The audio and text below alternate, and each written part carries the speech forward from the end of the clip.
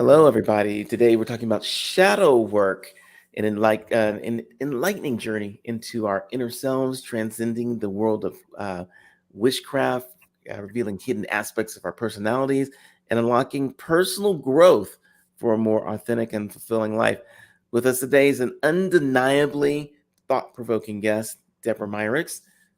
Deborah is a retired New York City medic and solitary witch and community priestess. Deborah brings together her practical wisdom and the mystical world of magic to guide others on their path of self-discovery and healing. Deborah is a passionate advocate of shadow work and shadow care and has authored Macha and the Medic, has contributed to 9 God Girl books, and co-authored the newly released Living In Magick anthology, which came out just a week or so ago. Today, we'll delve into the captivating world of magic, explore the power of shadow work, and uncover how this practice can enrich our lives. So, Deborah, welcome to the show, and here we go.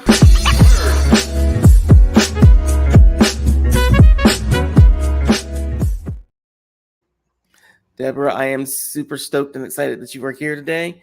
Let's just jump right into this and talk about how does somebody who is a New York City medic become a witch and community priestess? Well, I was a witch and a community priestess before I became a New York City medic. And so there's the other way around, right? It is. And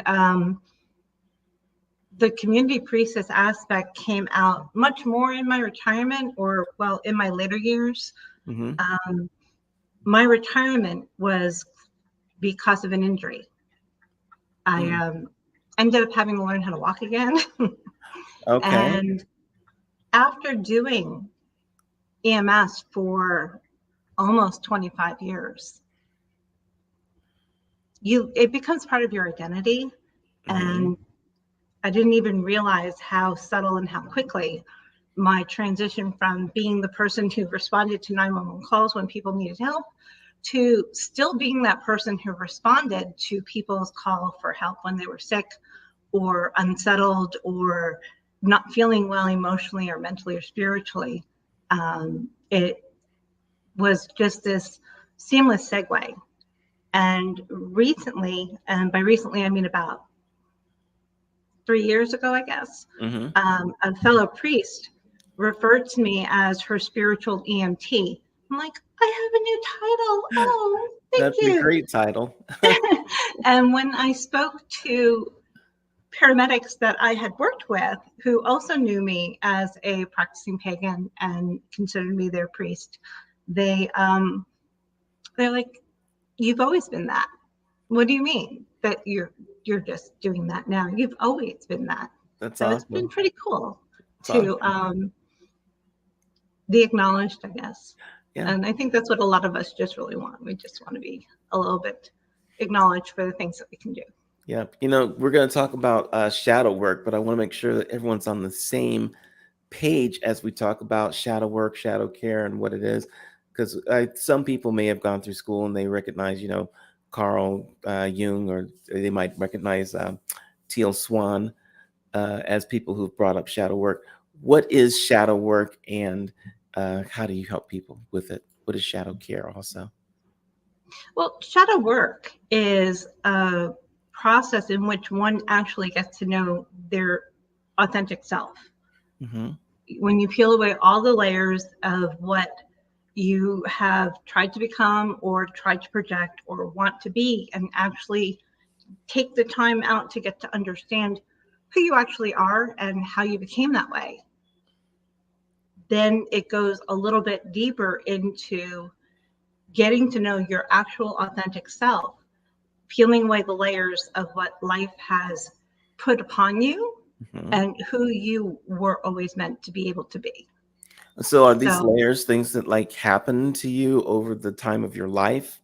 And then absolutely. The shadow work is then saying like give me an example of shadow work. What is something that we'd work on? Well, another one of my titles is Analogy Queen or Analogy Empress, because I tend to teach and explain things in terms of analogies. And This particular one came out during a conference that I was doing online for the Morgan's Call retreat. That particular talk was, I believe it was called Impact versus Intention, Understanding and Avoiding Toxic Positivity. And during the course of that conversation, it came out, how do we differentiate what those things are? How do we do this shadow work? And I used a medical analogy. I told them, the deep dive into your emotional and your mental, psychological well-being and who you are is like patient assessment. You really have to go in and find where you hurt and how that wound got into you. Yeah. Because even though it might not hurt all the time, you still have a scar that can be. And when we refer to people being triggered, it's because that scar is being poked or that wound is being poked, and it's not intentional. I've had mine poked, and it's never been intentional. Somebody's poking your wounds intentionally, well, you get away from them. But often we're responding not to what's happening in our life right now. We're responding to what it's reminding of something that happened in our past. So And is by shadow doing work, that, is that something you can do yourself or no?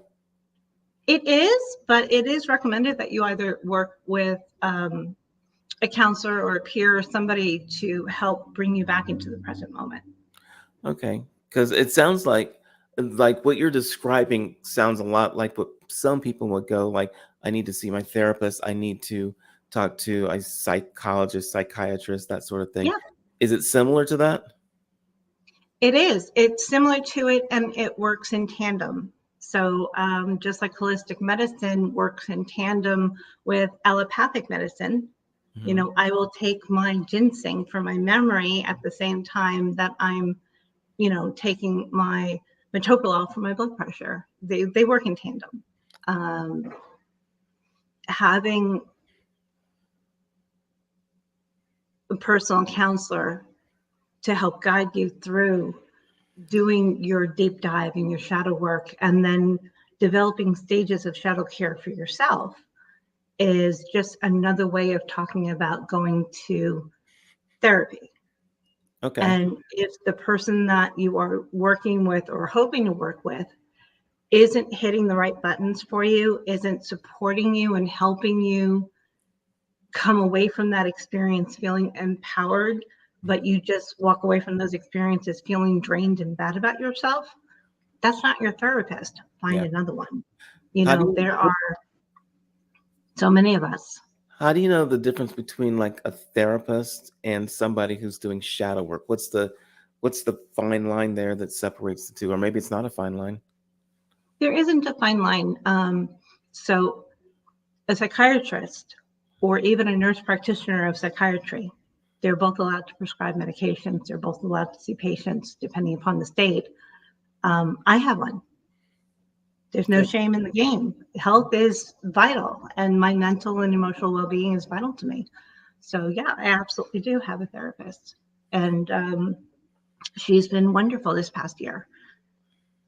But they have to go to school, they have to get a degree, they have to be licensed. Then you have different levels of therapists and counselors that maybe they have a certificate, or they have an associate's degree, or they're self-studied. So depending upon what you're looking to do, and depending upon what your comfort level is, whether you're going to seek out somebody. Now, I cannot prescribe medication, but I can help you determine whether or not you should speak to a therapist who's more professional, or even seek out a psychiatrist to have medication options. Why do some people call it therapy and some people call it shadow work? Is there a difference or no? There is a difference. Well, there really isn't that much of a difference. There is a difference in the process, I think. So therapy is usually talk therapy. When you go to a therapist, you usually only talk. When I'm doing work with my clients and my friends or whoever it is that wants to trust me to help guide them through this, I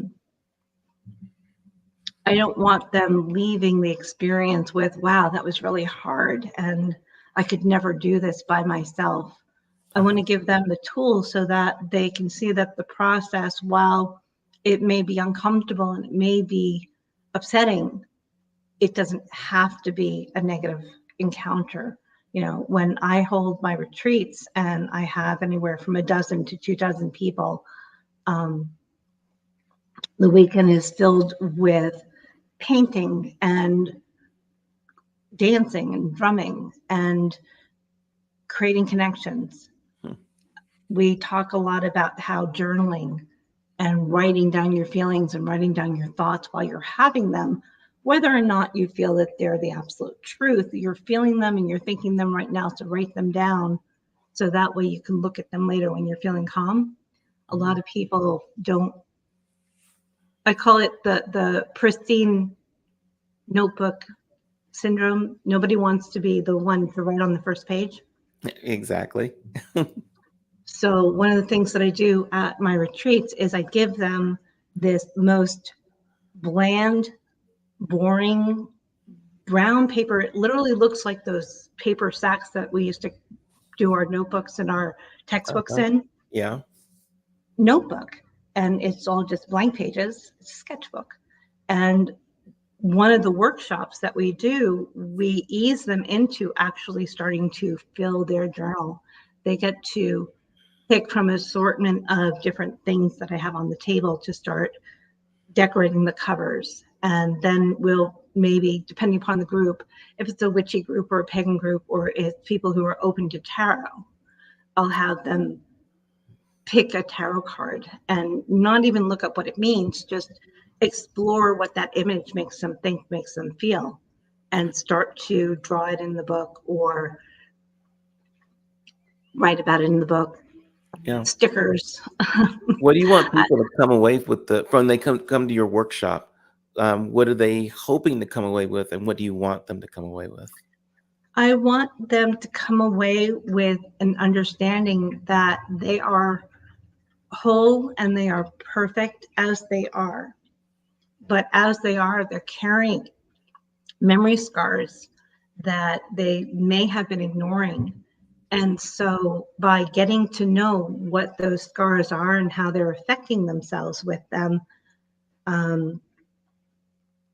they'll be better capable to go forward. And in a moment that somebody is saying something or doing something and they find themselves going on the offense or the defense, to take that moment and go, hey, wait a minute. Am I responding in a reasonable manner in this moment? Is it this person who is attacking me that I feel that I need to fight back or run away? Or is something that they're doing reminding me of something that happened to me before? That's a good point, right? And then in that moment, part of the shadow care is just taking that moment, practicing that pause, and being able to say, hey, wait, I need a minute. Let me hang up, let me step away, let me go in the other room, whatever you need to do. Let me go for a walk, whatever it is that you need to do that you're capable of doing in that moment. I mean, I've had confrontations with people at work, and I can't be like, oh, hey, sorry, in the middle of this multi-casualty situation, I'm just going to go take a walk. Yeah. You develop different ways of insulating yourself or reminding yourself that this is not the same thing that happened before. You don't need to flee this moment. You don't have to run away from this moment. You can remain present in your moment, and you can remain present and mindful of your present situation and continue with it. And you also get to have ways to ask for help. What are some of the most profound changes you've seen in people? Like they come to your workshop, and they're coming for specific reasons. Usually, I would guess you don't just come because you want to hang out. But what are some of the changes that you've seen that make it go like, that was worthwhile? I love doing this.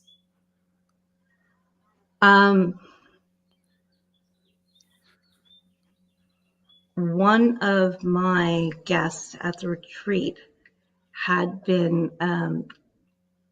prior guest to one of my retreats, and it was a little smaller, but it was also something where she didn't have to fly. Mhm. And she was able to make herself fly to New York for my last one because she wanted to pursue more work with me. And I Gotcha. thought that was phenomenal. I've had somebody come to some of my classes and my workshops, and it doesn't really matter what I'm teaching in the moment. I've realized that I've always been teaching some form of shadow work and ultimately shadow care, whether it was an astrology class or a tarot class or numerology. All of these are ways of getting to know ourselves better. Yeah. When And you by getting to know ourselves better, we can understand better how we need to take care of ourselves. Gotcha. When you actually do this work with people, do you find that you're empathic and you take on some of their stuff, or are you able to just like keep it away from you and just get it away from them at the same time? Like, how do you work with so many people and just take on their problems, I guess? Well, I am an empath, so that's interesting that you brought that up. And I always have been. And I do think that empathy is a bit of a trauma response in itself. In my formative years, classic oldest daughter syndrome, and in a bit of a dysfunctional family. So my life, without being told to do it, was to be peacekeeper and to make sure that everything was running smoothly to the best of my ability as a child, as an adolescent. And so it's not necessarily that maybe I was really feeling what they were feeling in retrospect, although sometimes I do. I think a lot of that was that I was just becoming very adept at picking up on social cues and behavioral cues. So I was always in preparation for another conflict mode. Yeah. Yeah. And so it does help me, but I've learned how to, the difference would be another analogy, incoming analogy. We should have like a warning label, incoming analogy. Yes. Another way of looking at it is that I can walk into a room or a patient's house, and they've been very sick for a long time, and the food on the stove is gone rancid, and the milk in the refrigerator is gone rancid, and they're not feeling well because they can't tell. They still consuming these rancid products because their illness is making them nose blind. Okay. But I can walk in and I can go, oh my God, no wonder you're sick. Right. And, when you smell something that bad, it's nauseating. However, just because I'm aware and my brain knows that it's going to be bad, I don't have to taste it myself. Right. We do not have to taste it ourselves. I We don't got it. have to. That's actually a really good analogy. It's like, Right. yeah, So I can be aware of it. I can smell it. I can get the aroma. It's like, I can even walk into something and I can't have caffeine anymore. I had a medical emergency years ago and it left me intolerant to caffeine. So decaf life and herbal life, it's the way for me. However, I'm not saying caffeine has an aroma, but when my son is with me and he's got a cup of real Irish tea and I've got my cup of decaf, uh-huh. his smells so much better. It's like start drooling, I want it. I But understand that. even though that's a pleasant aroma for me and it makes me want it, I know not to consume it. And that's the same way where I've learned not to feed off of other people's joy either. I can experience it without encompassing it into myself. Gotcha. That's a And perfect analogy queen. well, a lot of us Um, in this practice, whether we're a therapist or just a good friend who's very supportive or something in between, which is where I am, sometimes it becomes a little, I won't say addictive, but to be able to start to empathize and feel with them and ride with them And then you become committed to making them feel better because Yeah, you want to feel better too with them. So to separate it, that no, this is their experience and I'm holding space for them. This is their experience and I'm keeping them in a container that they won't, overflow. I got you. Let me do something with you. I want to do. Sure. I do this with a lot of guests. I play a game called This or That, and this is where I get to find out more about you and what you really think. I'm going to give you two choices. Um, you give you A and B. You can choose one or the other, but not neither or both. So let's do the more. I've got some simple questions. We've got more difficult ones. I really like what we're talking about. Let's go with the harder ones. We'll start easy and get harder as they go. So here we go. Just morning meditation or evening ritual.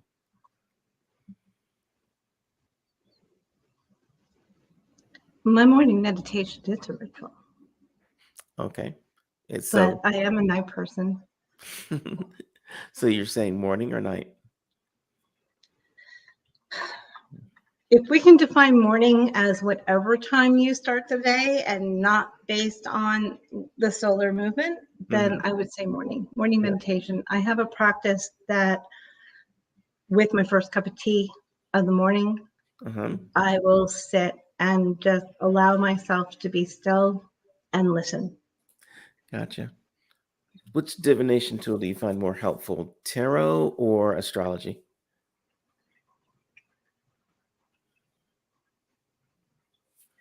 Depends upon what I'm working with. Hmm. So yesterday I had 2 clients and we used tarot because it's easier to draw on immediate feedback.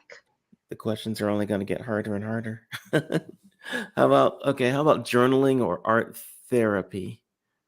Depends on the client. For me, it's journaling. For other people, it's art therapy. Okay, well, it's solitary practice or group work. Oh, solitary. Gotcha. How about nature walks or urban exploration? Aren't they the same?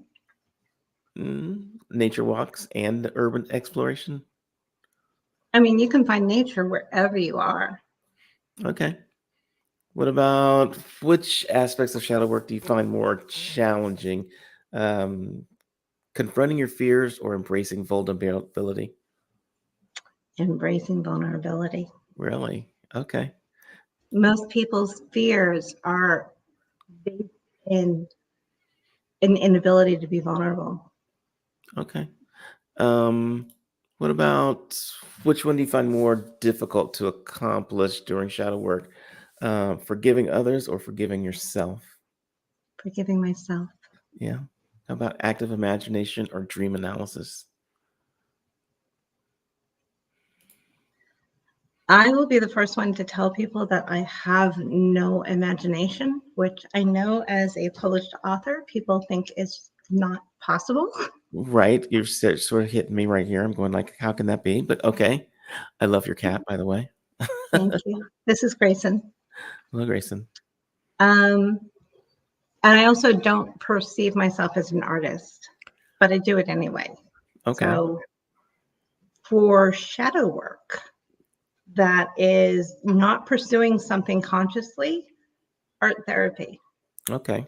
And that's something that we explore at the retreats. I'll actually pull out the watercolor paints and watercolor paper and have them just start to drip paint in colors. I'll give them like a meditation where they will, I'll kind of put the little notion in there that they're going to perceive a color and then they'll start with that color.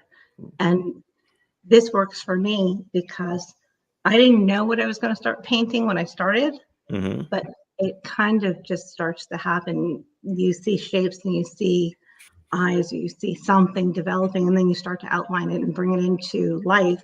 Whereas if I were to just go and draw this or paint this as the finished product in mind, it Right. wouldn't happen. Different. So for shadow work that is spontaneous to find things, I think that art therapy is better.